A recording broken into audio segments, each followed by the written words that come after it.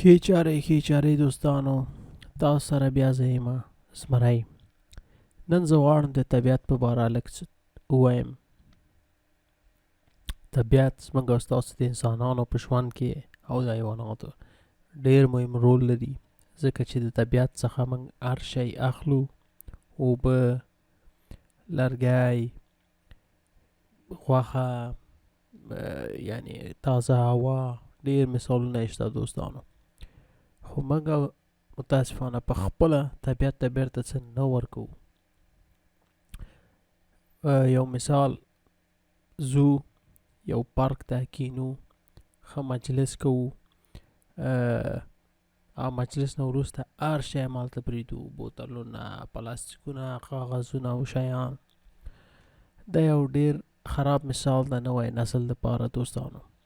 زه په خپله 2 ماشومانه لرم. زه غواړم هر کله هغوی ته یو ښه مثال ورکړم.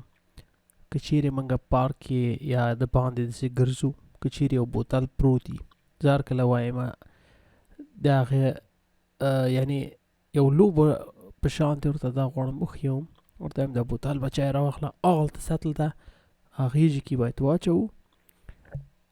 هر چا چې زر وکړه دا لوبه هغې وړې ده، هغوی د لوبې په شانتې دا کار کوي.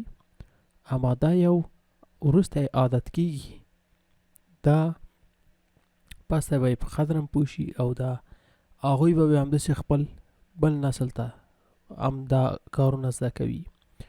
نو موږ باید یو ښه مثال اوسو دوستانو. او بل څومره ښایسته ښایسته چمنونه موږ او تاسو ولیدل په دې بهر د هېواده. او زموږ هېواد کې وچ چمنونه، خالي خالي ځایونه. راځئ چې هغه ځای څخه هم یو ښایسته ځای جوړ کړو چې خلک ترې خوند واخلي. ونې وکرو، ښایسته ښایسته د میوو. که څوک وسه نه لري، یو چای نشي اخیستی، هماغه ونې څخه به یې ځان تش کوي. نو دوستانو، موږ خپله کوی شو چې په همدې خپلې همدغه ژوند کې ځان ته جنت جوړ کړو. زموږ خپله د انسانانو په لاس کې ده. موږ باید داسې فکر نه کړو چې یو امریکایي راځي ما ته ښه چمنونه او شیان جوړوي. دوستانو، هر شی زموږ خپله په لاس کې ده. که زه خپله خپل کور ټول کړم، پاک کړم، ما لپاره ښه ده. نو راځئ دوستانو په دې لږ فکر وکړو. تاسو سره دا اونۍ بیا وزمری، تر بل ځلي خوشحاله اوسئ.